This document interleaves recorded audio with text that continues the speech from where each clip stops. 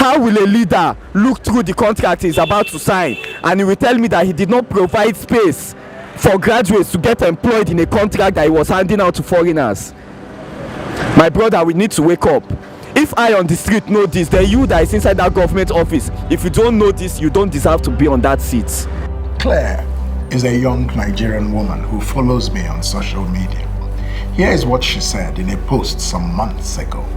Quote, "I want my vote to count. I have my PVC. I have been a graduate of psychology for over 10 years, yet no job. I'm saying no to this suffering. My vote must count." Unquote. 10 years out of university and no job? I could feel her pain. So I replied to Claire and I said, 10 years and no job post-graduation, painful. Perhaps the Kingsley Moghalu Foundation can sponsor your acquisition of a skill that can help you create your own job. We will bring a systemic solution to millions like you in 2023. Unquote. Nigeria has the second highest rate of unemployment in the world at 33.3%. The youth unemployment rate is 53%, which means that over half of all our youth of working age have no jobs. This means also that our tertiary education system is simply part of a long pipeline into unemployment.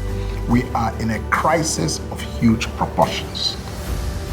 This is going to be a priority for a Kingsley Moghalu presidency.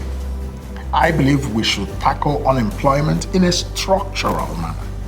That means we must create a direct linkage between three things: skills, access to capital for entrepreneurship, and jobs. The world has changed, and the government or even big companies are no longer the biggest employers of labor. How can they be when 99% of businesses in Nigeria are micro, small, and medium enterprises, MSMEs? The jobs revolution must begin with a reform of the education system. As president, I will lead a reform of education that will increase investment in education, including curriculum reform. That reform will see the curriculum shift to be 70% STEM, science, technology, engineering, and mathematics, plus entrepreneurship. We must teach our children the skills that will enable them to create their own jobs instead of struggling for the too few jobs that exist.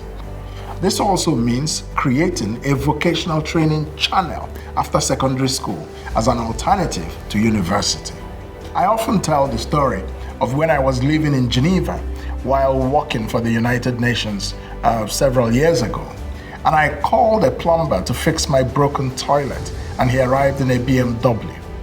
When he completed the job and gave me the bill, I realized why he could afford a BMW.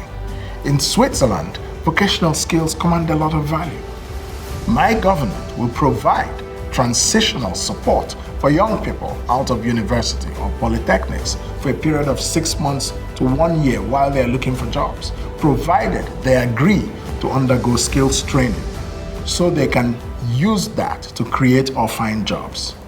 And we will set up a 1 trillion naira venture capital fund that will be managed by the private sector. That fund will give young people equity capital, not loans that they have to repay, but equity to start new businesses. The fund will also finance skills training and also finance innovation and pipelining the results of innovation into the marketplace. These approaches will result in the creation of approximately 2 million jobs a year over a 10-year period. Yeah, I know. Some politicians have promised to create jobs in the past, but unemployment has only risen during their watch. But promises are one thing. Having the knowledge, the capacity in economic management to implement them is a whole different thing. Contesting for elective office anywhere in the world costs money, let alone in Nigeria. If you support my aspiration, please chip in whatever you can. It will help strengthen our grassroots structures and the delivery of our message. God bless you.